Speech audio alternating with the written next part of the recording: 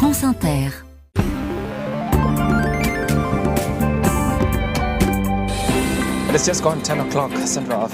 Et nous sommes donc d'abord, Kevin, en Eswatini. Et vous allez nous dire tout de suite où nous sommes, Kevin, en Eswatini, avec une information en tout cas qui n'a pas fait la une du journal officiel. Et pour cause, tout est très contrôlé dans la dernière monarchie absolue d'Afrique qui s'appelait le Swaziland jusqu'en 2018. C'est tout au sud du continent.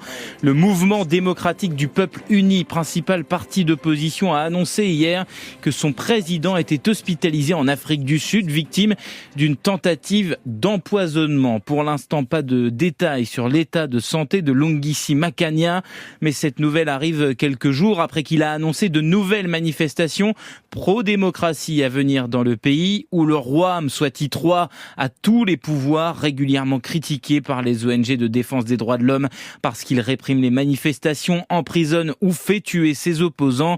L'an dernier, seuls les partis favorables au pouvoir étaient autorisés à se présenter aux élections. Le porte-parole du gouvernement a nié, en tout cas, toute implication dans cette tentative d'empoisonnement.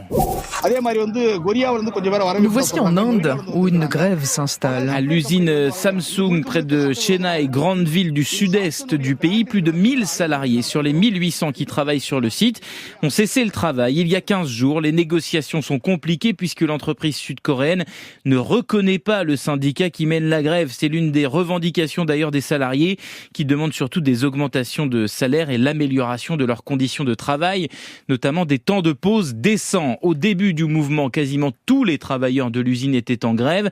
La direction a alors fait appel à des intérimaires. Malgré tout ça, la production est largement perturbée depuis donc plus de 2 semaines. De cette usine sortent des réfrigérateurs, des machines à laver ou encore des téléviseurs. Cette grève qui dure n'est sans doute pas du goût de Narendra Modi, le Premier ministre nationaliste hindou qui souhaite attirer les grandes multinationales de la tech qui veulent s'installer ailleurs qu'en Chine.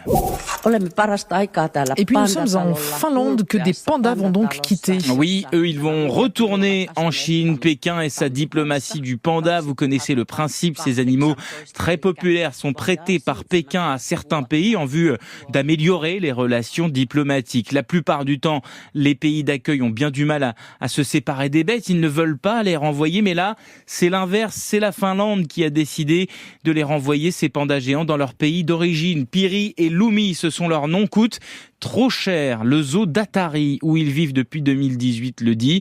Il n'a plus les moyens, notamment en raison de l'inflation. Ces pandas ont déjà coûté 8 millions d'euros depuis leur arrivée, dit la direction. 100 000 euros par an, rien qu'en bambou. Et si la présence de Lumi et Piri a fait doubler... Ah oui, ça mange un panda. Et si leur présence a fait doubler le nombre de visiteurs lors de la première année, la fréquentation a drastiquement baissé depuis le Covid. L'ambassade de Chine explique que tout cela a été convenu effectivement avec Helsinki et qu'elle a tenté d'encourager les entreprises chinoises présentes en Finlande à faire des dons aux zoos pour qu'ils puissent garder les pandas, en vain. Donc, il tape sur des bambous et ça rapporte rien. Vous l'avez ? Oui, belle référence. Merci Kevin, vraiment très en forme.